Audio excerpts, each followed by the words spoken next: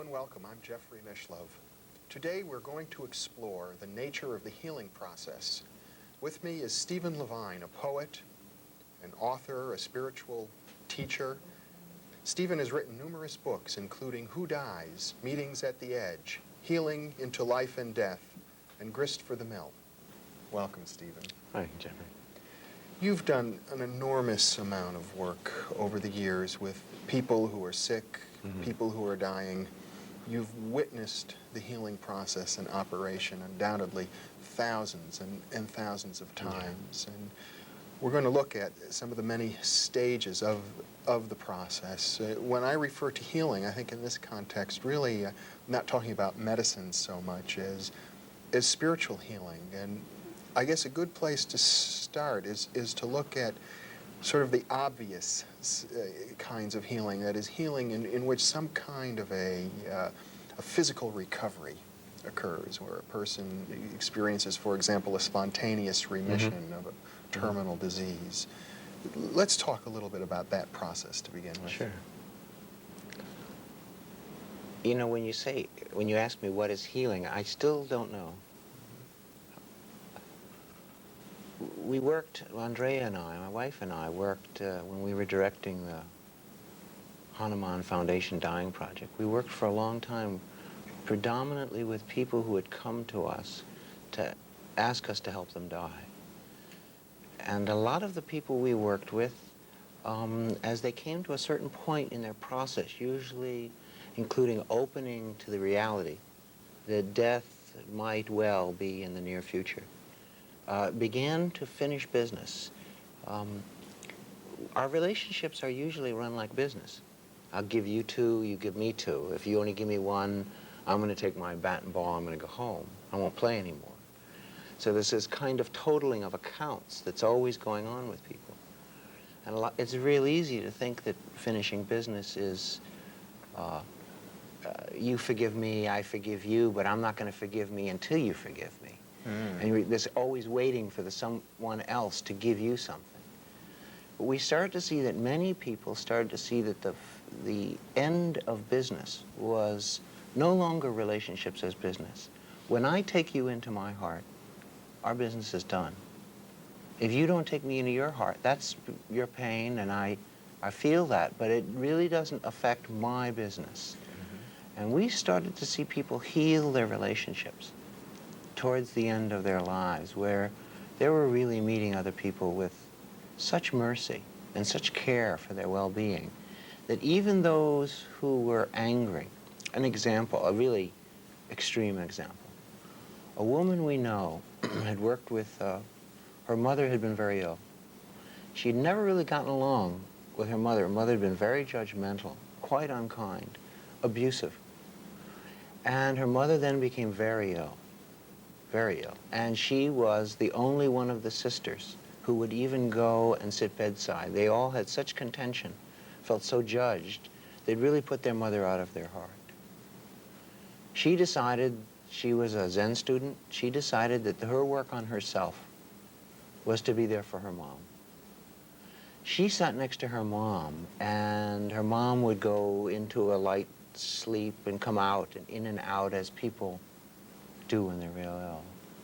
And she would just sit next to her mother and wish her well, wish her well. Not, why haven't you given me this? Why didn't you do that for me? Not trying to total the accounts, but trying to let her mother, as is, into her heart. I mean, that's the basis of relationship, as is. Because if I want you to be the least different, then you become an object in my mind instead of the subject of my heart. Where's the healing there? It's just separation.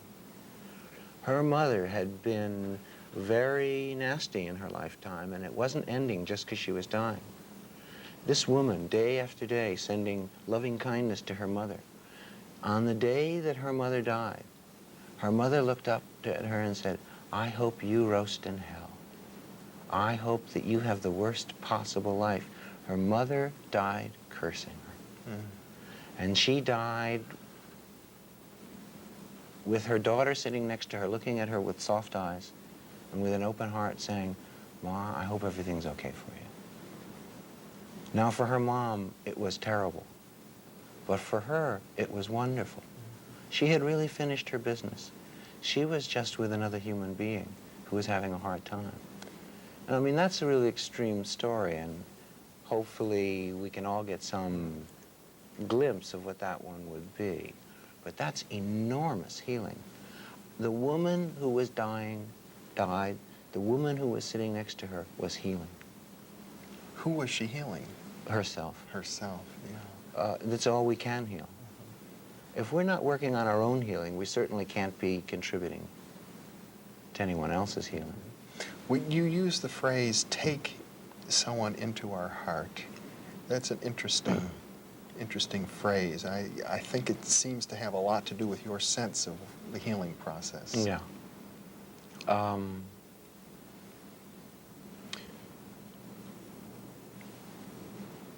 A woman's dying in the hospital.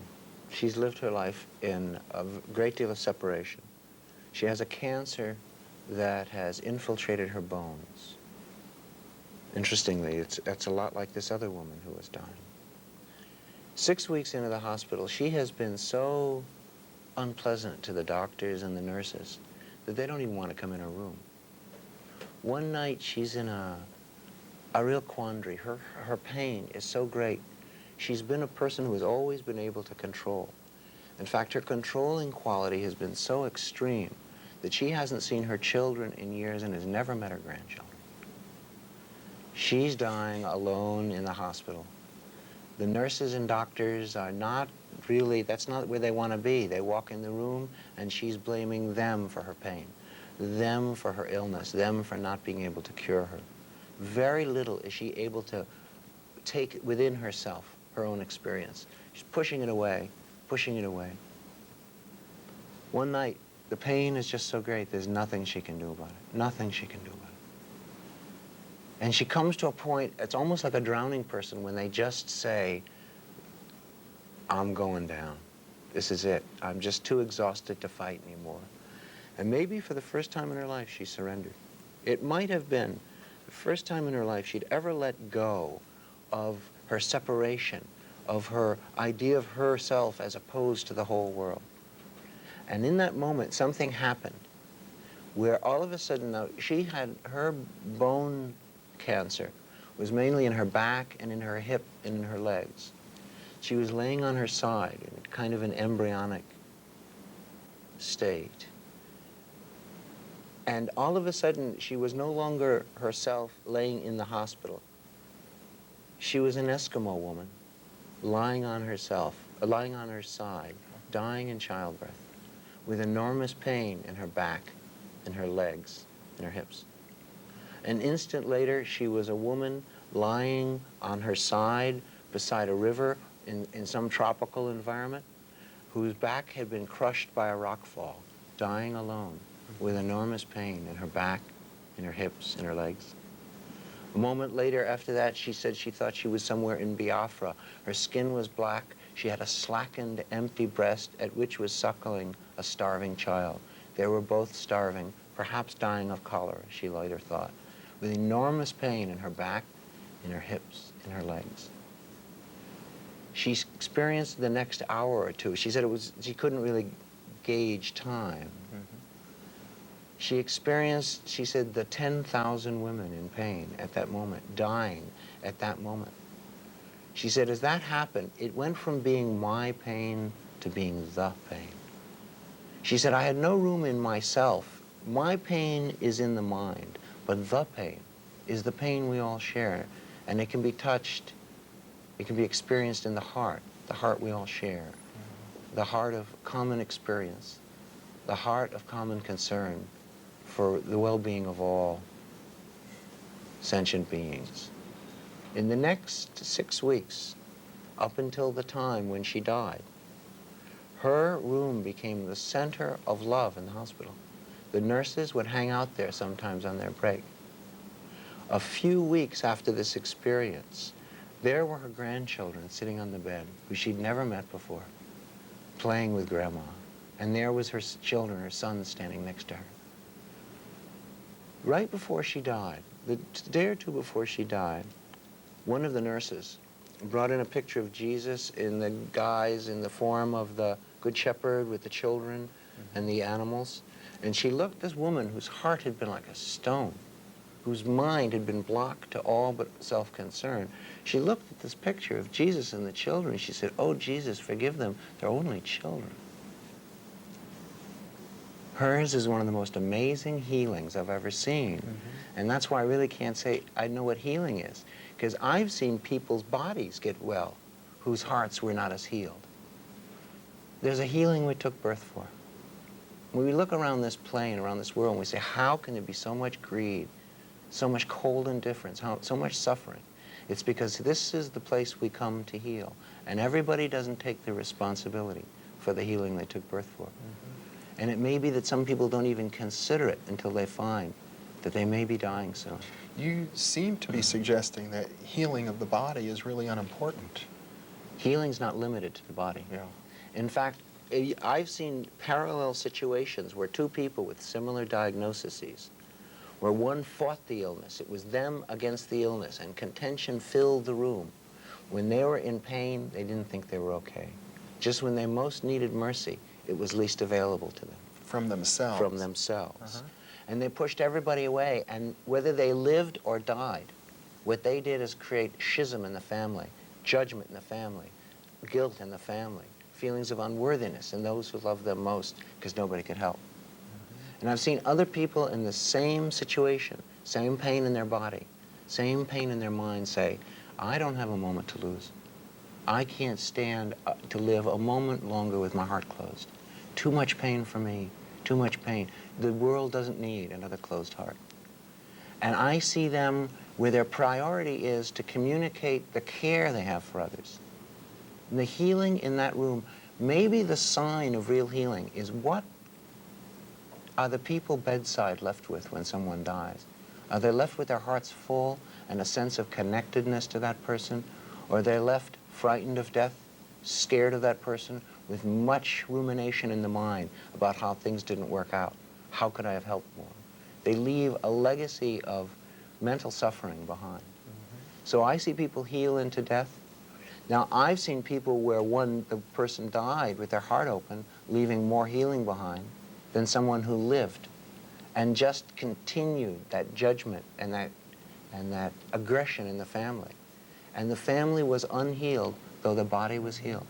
Is there a sense, I've heard this reported by some doctors, that the kind of people who do experience a physical recovery from a serious disease are ornery kinds of people who are kind of fighting for their life? Aggression can be a very strong part. People can fight their illness. Yeah. And then it becomes me against my illness. And it becomes separation and anxiety. Our sense is that healing is when you touch that which is in pain with mercy and awareness, there's healing. Where there's awareness, there's healing. And I think the word healing is used in an odd way. To heal is to become whole. Right? Yes. To come back to some balance. And yet, where is the balance in that process where one doctor, for instance, who helps people heal through modern methods, says that those who heal are their superstars. And then another doctor I know says that the patients who heal are the exceptional patients. Well, what does that make everybody else? A second stringer? A loser? I mean, the very idea, that very conceptual framework where you're a good person if you heal makes you a bad person if you die. Who needs to die with a sense of failure? I mean, it's very dangerous, those ideas, very well intended, because I know those fellows, and they're good fellows, and they want to help. They sincerely want to help, and have helped many. But many have been injured by the ideas that, for instance, you're responsible for your illness. You're not responsible for your illness.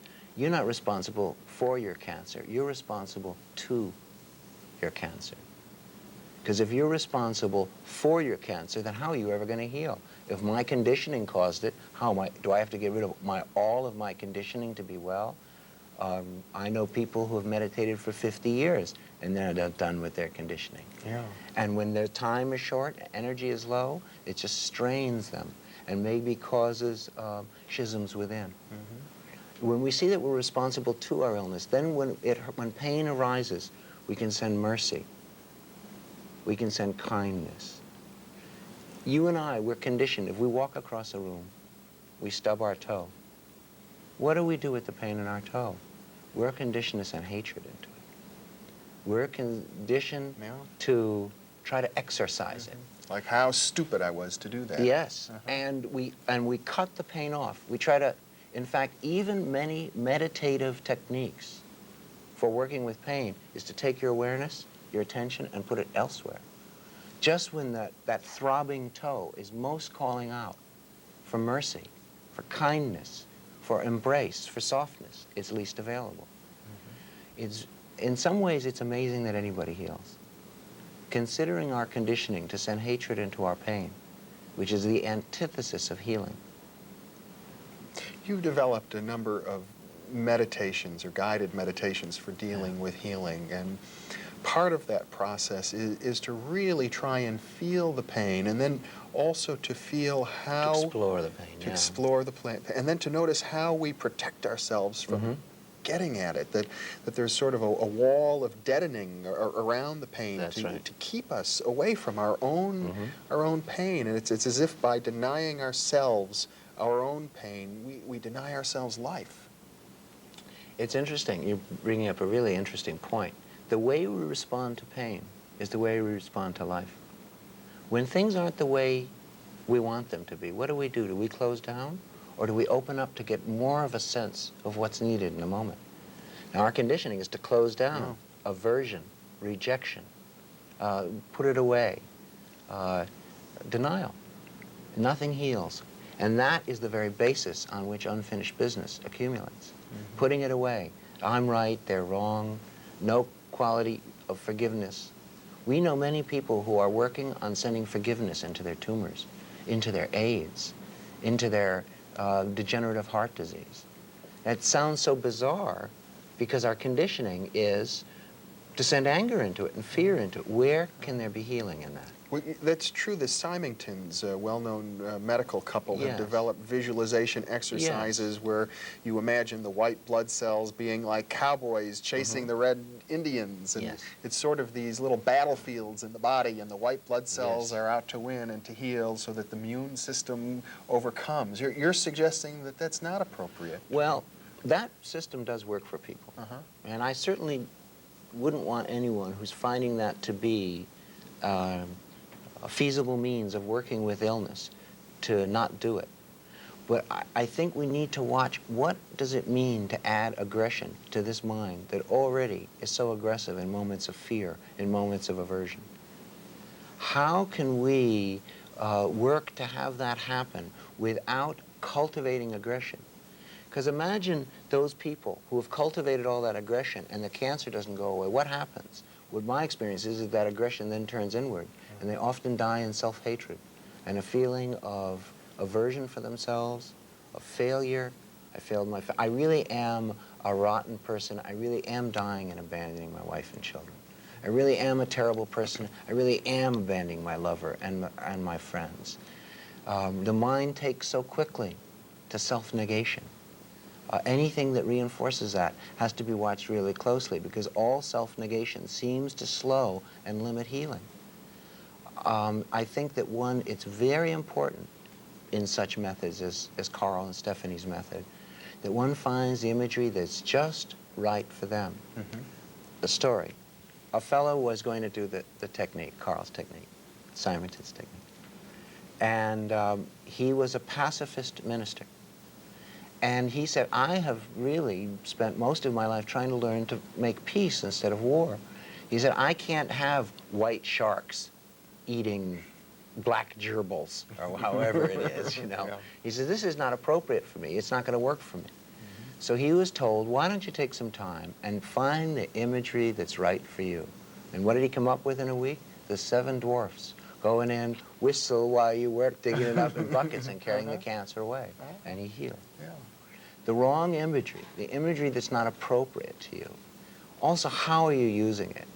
See, the people we're working with, I wouldn't say that anybody else's method, if it works for you, wonderful. But watch how, is it making your belly hard?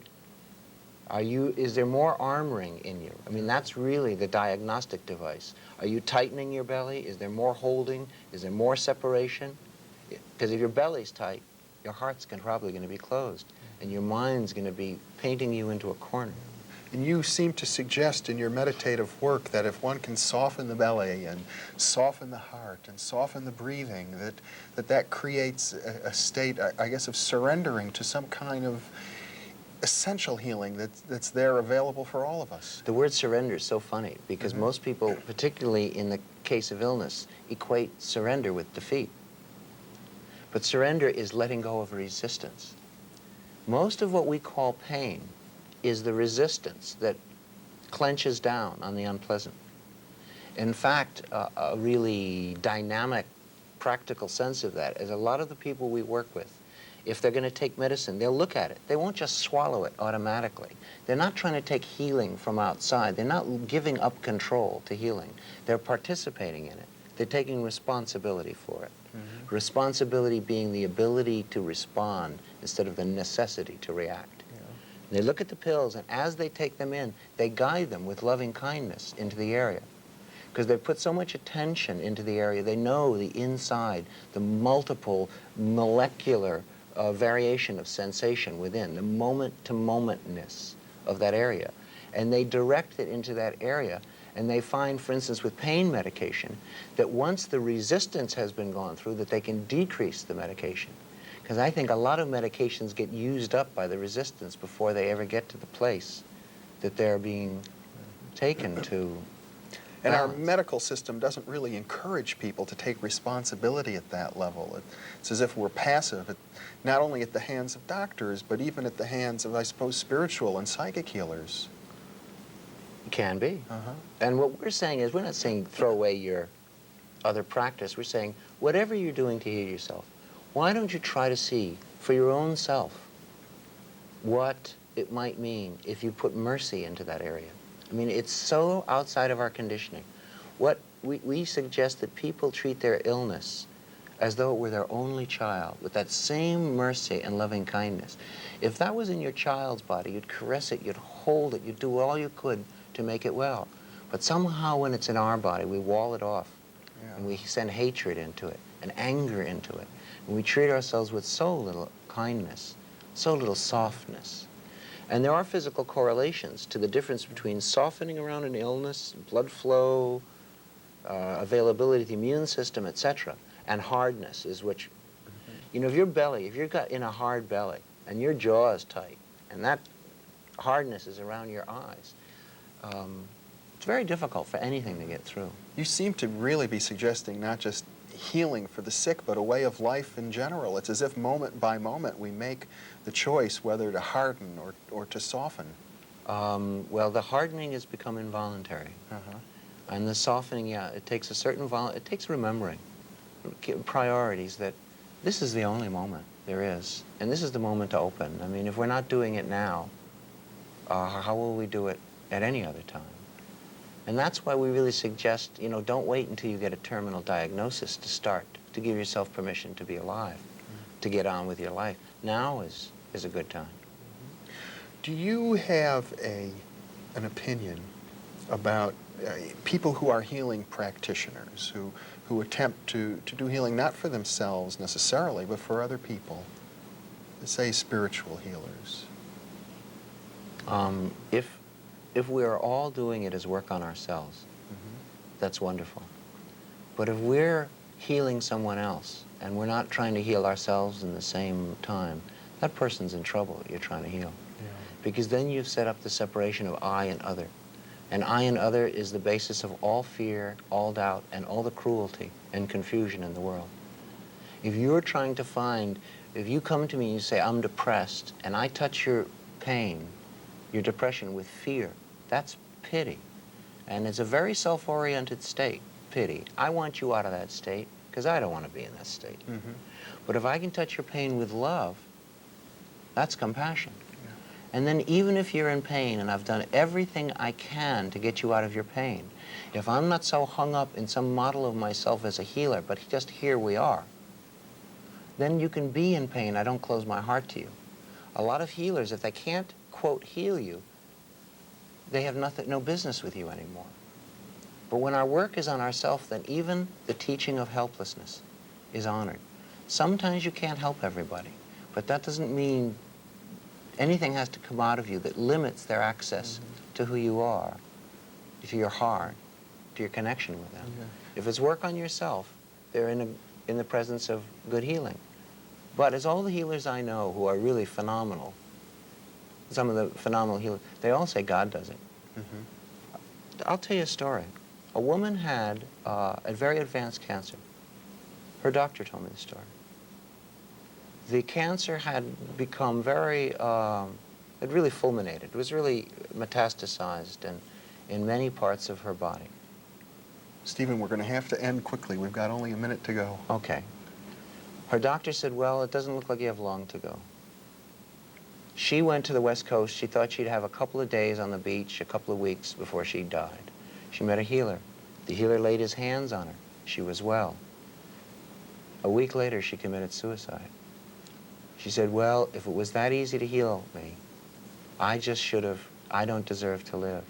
Because that healer forgot to say to her, I didn't heal you. Look at you healed you. God healed you. You've done so much work. Look how easy it was for you to heal. When a healer takes possession of healing, he actually injures that person instead of helps them. You seem to be suggesting that ultimately the basis of healing is self-acceptance and acceptance of others, and that they're linked ultimately. When the heart sinks into the mind, when the mind sinks into the heart, and vice versa, there's healing. When we become one with ourselves, there's healing. Stephen Levine, thank you very much for being with Thanks, me. Jeffrey. And thank you for being with us.